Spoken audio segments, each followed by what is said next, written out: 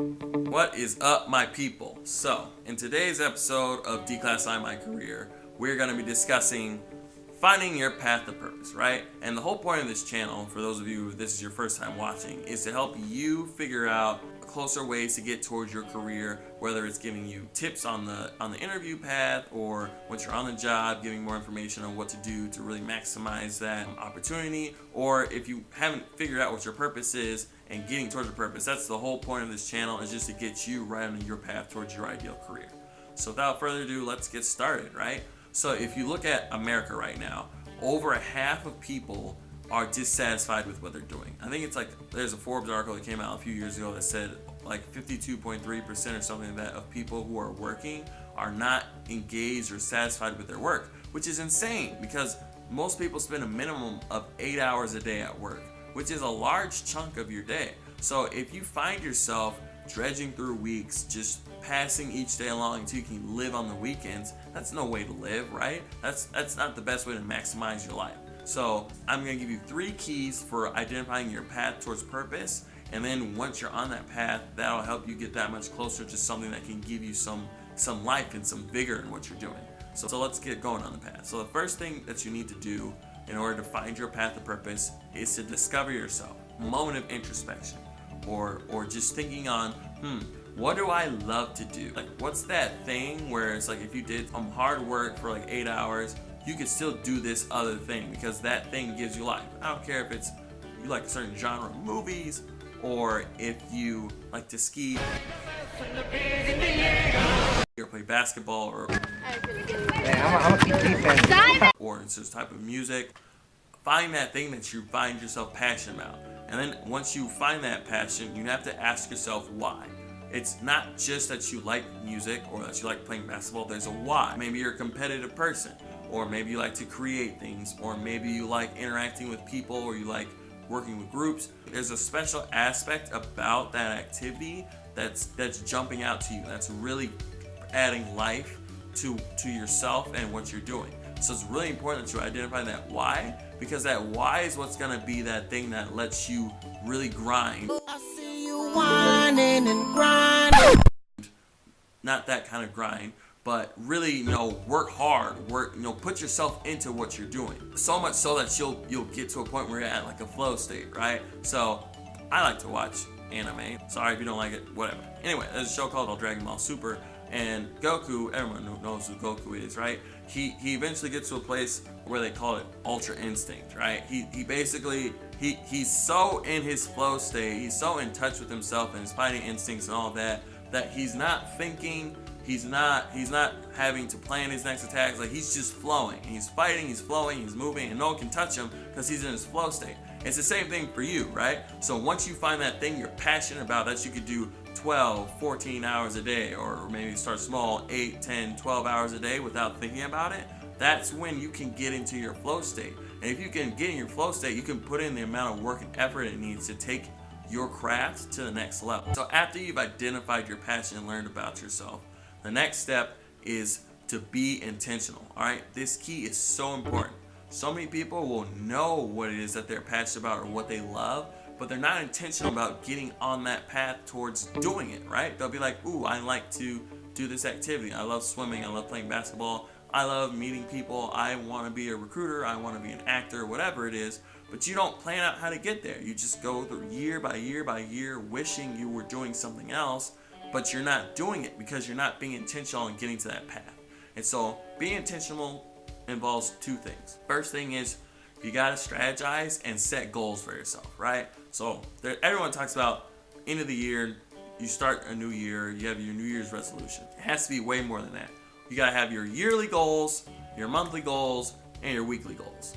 3 sets of goals, each one building on top of the other. The second thing that you need to do is exercise the rule of thirds. This is so important. So, what is the rule of thirds, you may ask? The rule of thirds is you have to segment your time, like the types of people that you spend time with, within thirds. So, a third of your time is going to be spent with people who you would mentor. A third of your time is going to be spent with people who are your peers on the same path. And a third of your time is going to be spent with mentees, people who you can lead along the path towards what you're doing, right? So The first thing is find at least one mentor, someone who is further along on your passion path or in the area of expertise that you want to get to, and spend time with this person. Learn from them. Ask them how they got to where they are. What mistakes did they make? What gives them passion? Why are they excited about doing what they're doing? And when you build this relationship with this person, they're gonna foster you along on the path much faster, because they're gonna help you dodge pitfalls and better understand yourself on this journey. The second group is your peers, right? And so it can't just be random people. Like, everyone has friends and everyone's friends have different goals, things like that. But you have to intentionally find people who are also on your specific career path. So if you want to be a nurse, find other nurses. Or if you want to be an actor, find other actors. You have to interact with other people on the path so you can invigorate each other and push each other forward. Third tier is the tier of mentees, right? So these are going to be people on the path who aren't as far along as you are. And if you're just beginning, then it could be something where it's like, let's say you're in college and there's people who are in high school. Like, find someone who is trying to find their way and give back. That part's super important, because not only does it feel good to give back, but it will also cause you to be intentional about memorizing and learning things about the path towards greatness that you can pass on to others. So when you learn something, your retention rate will increase, because you know that you want to impart that knowledge onto someone else. All right, the third and final key that I'm going to talk to you about is don't be a big fish in a little pond, right? So let me explain, right? So eventually, when you're good at something, you have talent at something, you get to a point where there's a lot of people who will look up to you, or there's not that many people who are better than you at this thing. When you're growing up, you always want to play with the older kids because you want to prove yourself and you want to get better. And eventually you become one of the older kids, right? And when you're one of the older kids in the gym, most of the time you're playing with people who are younger than you or whose talent is either at your level or below it. And if you only play at those places, you're not going to get better. Why? Because you don't have to push yourself to beat those people. You already know that you only have to give 80% effort to do what it takes to win. If you're only giving 80% effort, you're not growing. And it's the same thing in life, right? So if you're working towards something, you cannot stay in the same place. You have to grow. And part of this process, right? So why would you want to be a big fish in a little pond, right? There's high chance of success. You can win all the games. Everyone will be like, oh, this person's a man, or that person's a woman. Like, they're doing great things. I wish I was that person. And it kind of feels good at first, but you're not gonna be the best version of you if you just live in that place. And the thing that's preventing you from going to that bigger pond is fear, right? You don't want to be eaten by a bigger fish. You don't want to fail or look bad, or maybe you pushed yourself to a limit that you couldn't handle and now you failed. And so often we don't embrace failure, right? We shun it. We learn to avoid it. Like in school, if you get F's, it's not, okay, what should I have done to learn from this experience? It's like, oh, I failed. I've done something that's really bad, and I messed up. I have to figure out how to fix this, right? That's why people cheat. That's why people lie in school, because they don't want to fail. And failure is so important for getting to your path of purpose, right? Because failure is the best teacher. What went wrong? What can I do to avoid feeling this horrible way as I move forward? Failure is going to be one thing that's going to expand you and help you grow, right? So don't be afraid of failure. Embrace failure. And lastly, take a leap, right? So if you want to be if you don't want to be a big fish in a little pond, there's gonna come a point in time where when you've been building towards your path of purpose, where you're gonna have to take a leap to a bigger pond or to another avenue, or to take a chance in your career, or take a chance and do a project or do something different. And if you pass that up, you're gonna plateau. You're gonna hold yourself back from being a better version of yourself because you didn't take that leap. And look at the Dark Knight Rises, right? So Batman gets beat down by Bane, throw him in prison, right? He gets his back broken, he eventually fixes his back, and he has to climb out of this prison in order to go back and save Gotham, right?